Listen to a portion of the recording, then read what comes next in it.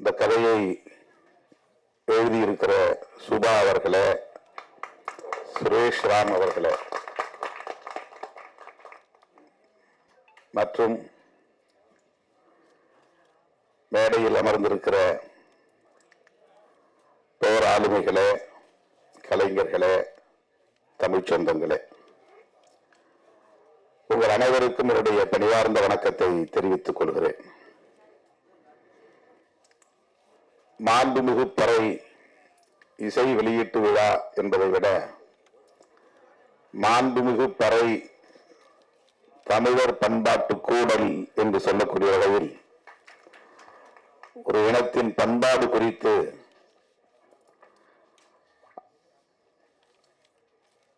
மேடையில் ஒவ்வொருவரும் ஒவ்வொரு கோணத்தில் ஆற்றிய உரை நம்மை ஆழ சிந்திக்க வைத்தது, சிலிர்ப்பூட்டியது. இனி பேசுவதற்கு எதுவும் இல்லை, நன்றி சொல்லி முடிக்கலாம் என்கிற அளவுக்கு அண்ணன் லியோனி அவர்களின் பேச்சும் நம்முடைய தேனிசை தென்றல் அவர்களின் இசையுடன் கூடிய ஒரு இசை உரையும் இளம் இயக்குநர்களுக்கு நல்ல வழிகாட்டுவரை தந்து ஆணவ கொலைக்கு எதிராக இப்படியும் சிந்திக்கலாம், திரைக்கதை அமைக்கலாம் என்று இங்கே ஒரு திரைக்கதை அமைக்கிற உரையை ஆற்றி அமர்ந்திருக்கிற அண்ணன் கே பாக்யராஜ் அவர்களின் உரை, எல்லாவற்றையும் விட தம்பி சிவா அவர்களின் உரை, நம்முடைய கதாநாயகி அவர்களின் உரை எல்லாம் ஒவ்வொன்றும் ஒவ்வொரு கோணத்தில் நம்மை ஆட்டி வைத்தது, வியப்புக்குள்ளாக்கியது. பறை குறித்து நம்முடைய தமிழர் பண்பாடு எவ்வாறு இருந்தது, நாகரிகம் அடைந்தது என்ற உரையாக இது அமைந்தது. ஒவ்வொருவரும் ஆற்றிய உரைகள். பறை என்பது இன்றைக்கு ஒரு இழிவான சொல்லாக மாறி இருக்கிறது. அதனால் அந்த கருவியும் இழிவாக பார்க்கப்படுகிற சூழல் அமைந்துவிட்டது. அந்த கருவியால் ஒரு இனம் இழிவாக கருதப்படுகிறதா அல்லது ஒரு இனத்தால், ஒரு சமூகத்தால் அந்த கருவி குறைத்து மதிப்பிடப்படுகிறதா என்று நமக்கு தெரியவில்லை. ஆனால் இது ஆதி சிவன் அடித்த பறை என்று கவிஞர் சினேகன் அவர்களின் வரிகளில் அண்ணன் தேனிசை தென்றல் அவர்கள் அமைத்திருக்கிற அந்த பாடல் நம் கவனத்தை ஈர்த்தது. தங்கர்பச்சான் அவர்களின் படத்தில் பறை பறை பறை என்று ஒரு பாடல் ராகவா லாரன்ஸ் அவர்கள் நடித்திருப்பார். அது தமிழகத்தில் ஒரு பெரிய தாக்கத்தை ஏற்படுத்தியது. அதன் பிறகு பறை என்கிற சொல் இழிவானதல்ல, அது மாண்புமிகு என்கிற பெருமைக்குரியது என்கிற வகையில இந்த திரைப்படத்திற்கு பெயர் சூட்டி வைத்தது ஒரு துணிச்சலான செயல், போற்றுதலுக்குரிய செயல். இந்த பெயர் சூட்டியதற்கே விருது கொடுக்கலாம், தனியே ஒரு பாராட்டு விழாவை நடத்தலாம். இயக்குனரின் துணிச்சலை, கதை எழுதியவர்களின் துணிச்சலை நான் மனமாற பாராட்டுகிறேன், வாழ்த்துகிறேன்.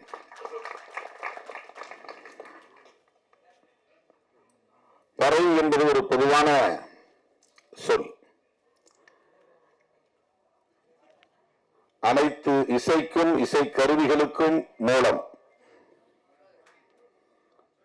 அதிலிருந்துதான் இசைக்கருவிகளின் வடிவங்கள் மாறி மாறி வெவ்வேறு பெயர்களை பெற்றிருக்கின்றன. ஒரு சமூக ஆய்வாளர் சொன்னார், பறை என்கிற அடையாளம் கொண்ட ஒரு சமூக பிரிவில் இருந்துதான் அனைத்து சமூக பிரிவுகளும் உருவாயின என்று அவர் ஆய்வில் சொல்லுகிறார். வெவ்வேறு பெயர்களை தாங்கி மாறி மாறி போகிறார்கள் என்று.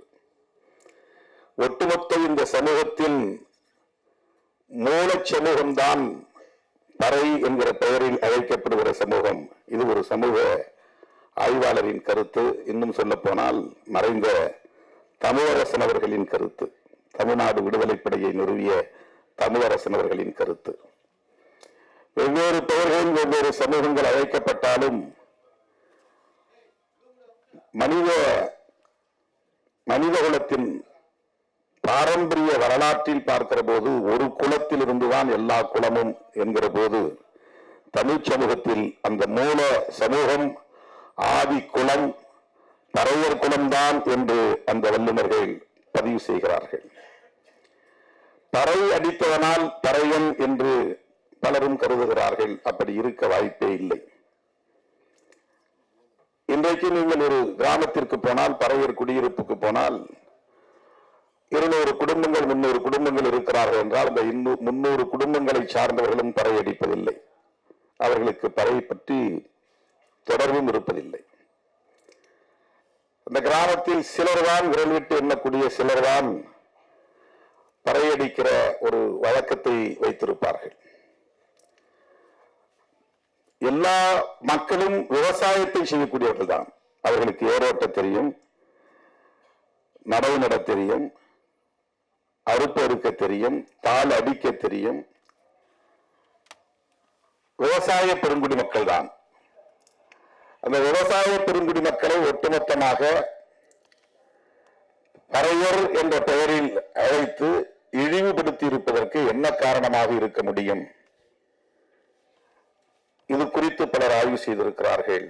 அதற்கு ஒரே காரணம்தான், இது மூல சமூகம், ஆதி சமூகம். அதிலிருந்து தோன்றுகிற ஒவ்வொரு புதிய சமூகமும் அதிலிருந்து தன்னை தனிமைப்படுத்தி, அந்நியப்படுத்தி, பிரிவுபடுத்தி காட்டிக் கொள்வதற்காக அந்த ஆதி சமூகத்தை இழிவுபடுத்துவதை ஒரு பண்பாடாக இங்கே வளர்த்திருக்கிறார்கள். அப்போதுதான் நாங்கள் அவர்களை விட மேலானவர்கள் என்று சொல்லுகிற அந்த நிலை வளர்ந்திருக்கிறது. இது சமூக ஆய்வாளர்களின் கருத்து. பறை என்பதிலிருந்து பறையன் என்கிற ஒரு சமூகம் உருவாகி இருக்க வாய்ப்பே இல்லை. இது குறித்து பலரும் இப்போது ஆய்வு செய்திருக்கிறார்கள். பரம்பரை என்கிற சொல்லில் வருகிற பறை, இந்த பறை அது இடையினரை, எரள வளர இடையினம் என்கிற இப்படி கொண்டு போடு கீழே இருக்கிற ரை பறை. இந்த வல்லின ரை அல்ல, கசட தபர என்கிற எழுத்துக்களில் வருகிற வல்லின ரை இந்த இசைக்கருவியை குறிக்கும்.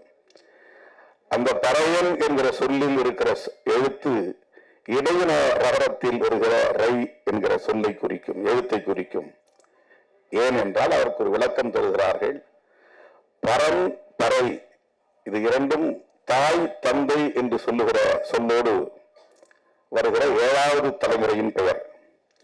இந்த தலைமுறை நாம், நமக்கு முந்தைய தலைமுறை தந்தை தாய், அந்த தந்தை தாய்க்கு முந்தைய தலைமுறை பாட்டன் பாட்டி, அந்த பாட்டன் பாட்டியின் தந்தை தாய் பூட்டன் பூட்டி, அந்த பூட்டன் பூட்டியின் தந்தை தாய் ஓட்டன் ஓட்டி, அந்த ஓட்டன் ஓட்டியின் தந்தை தாய் பரன் பறை.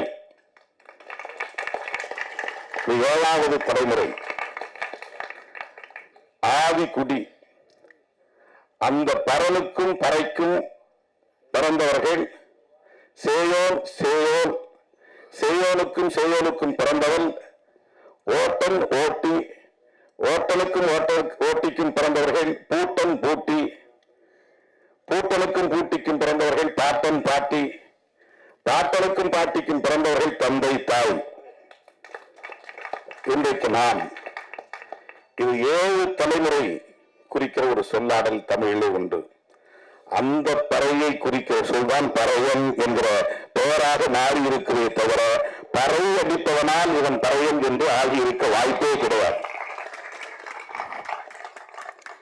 ஆனால் சமூகத்தால் ஒடுக்கப்பட்டு, அதிகாரம் பறிக்கப்பட்டு, நிலம் பறிக்கப்பட்டு, ஆயுதம் பறிக்கப்பட்டு, எல்லா வகையிலும் ஒடுக்கப்பட்டு அவன் மேலேற முடியாத அளவுக்கு வீழ்த்தப்பட்ட ஒருவனை பறையன் என்று அழைத்து அதனால் அவன் பயன்படுத்திய கருவியையும் இழிவாக பார்க்கிற ஒரு நிலை, அவன் பயன்படுத்திய பொருள் என்பதனால் இழிவாக பார்க்கிற நிலை, அவன் பேசுகிற தமிழ் என்பதனாலேயே இன்னும் தூய தமிழ் சொல்லை பேசக்கூடியவனாக இருக்கிற காரணத்தினாலேயே தமிழ் பேசுவதை அவமானமாக கருதுகிற புதிய தலைமுறை வளர்ந்திருக்கிறது. சாதம் சொன்னாதான் மரியாதை, சோறுன்னு சொன்னா அது சேரியில பேசுற பாஷை. சோறு தீங்கிறேன்னு சொன்னா அது சேரி பையன் மாதிரி பேசுறேன். சேரி என்பது சேர்ந்து வாழும் இடம். பார்ப்பனர்கள் சேர்ந்து வாழுகிற இடம் பார்ப்பன சேரி, அது நடைமுறையிலே இருந்திருக்கிறது. பார்ப்பனர்கள் வாழுகிற இடம் பார்ப்பன சேரி, பல்லர்கள் வாழ்ந்து சேர்ந்து வாழும் இடம் பச்சேரி, பல்லு சேரி பச்சேரி, இடையர்கள் வாழ்ந்து சேர்ந்து வாழுகிற இடம் இடைச்சேரி. எல்லா ஊர்களுக்கும் சேரி என்பது பொதுவான பெயர். ஆனால் அது இன்றைக்கு பறையர்களுக்கு மட்டுமே உரிய பெயராக மாறி நிற்கிறது. தோல் கருவிகள், எல்லா கருவிகளும் பறையிலிருந்து தோன்றியது. மற்ற தோல் கருவிகளுக்கெல்லாம் சமூகத்தில் மரியாதை. ஆனால் அவன் பயன்படுத்துவதனாலேயே அது இழிவான கருவி, இழிவான பொருள் என்று பார்க்கிற ஒரு உளவியல் இங்கே கட்டமைக்கப்பட்டிருக்கிறது. இதைத்தான் மாற்ற வேண்டும். பொது உளவியலில் இந்த இழுக்கு இருக்கிறது, அதை துடைத்தெறிய வேண்டும் என்றுதான் பெரியார் கனவு கண்டார், புரட்சியாளர் அம்பேத்கர் கனவு கண்டார். அதைத்தான் நாம் பேசுகிறோம். அந்த அரசியல் புரிதல் இருப்பதனால்தான் விஜய் சுகுமாரன் இந்த படத்திற்கு மாண்புமிகு பறை என்று பெயர் சூட்டியிருக்கிறார். அண்ணா ரொம்ப அருமையா சொன்னாங்க. நாடோடி மன்னன், நாடோடி என்பவன் ஏதும் இல்லாதவன், மன்னன் என்பவன் ஆட்சி அதிகார பீடத்தில் இருப்பவன். ரெண்டையும் சேர்த்து ஒரு பெயர் வைப்பதை போல மாண்புமிகு என்பது பெருமைக்குரியது, பறை என்பது இழிவானது. இந்த இரண்டையும் இணைத்து மாண்புமிகு பிரதமர் என்று சொல்லுவது போல், மாண்புமிகு முதலமைச்சர் என்று சொல்லுவது போல், பிரதமர் என்ற இடத்தில் பறையை வைத்த பொருளை இந்த இயக்குனருக்கும் இந்த இயக்க படத்தின் குழுவினருக்கும் உள்ளது. மாண்புமிகு பிரதமர், மாண்புமிகு முதலமைச்சர் என்று சொல்லுவது போல் மாண்புமிகு பறை என்று சொல்லுகிற அந்த துணிச்சல், அது ஒரு அரசியல் புரிதலில் இருந்து மட்டும்தான் செய்ய முடியும். அப்படிப்பட்ட ஒரு படத்தில் தம்பி சிவா போன்றவர்கள் இன்றைக்கு நடித்திருக்கிறார்கள் என்றால் அண்ணன் லியோனி அவரிடம் அவர் கற்றுக்கொண்ட அரசியலும் தான் அதற்கு அடிப்படை. சில பேர் இல்லைங்க இந்த படத்தெல்லாம் நடிக்க எனக்கு விருப்பம் இல்லைன்னு சொல்றதுக்கு வாய்ப்பு இருக்கு. சாதியவாத சிந்தனை உள்ளவர்களால் இப்படிப்பட்ட படங்களில் நடிக்க விரும்ப மாட்டார்கள், பெயர் வைப்பதற்கும் உடன்பட மாட்டார்கள்.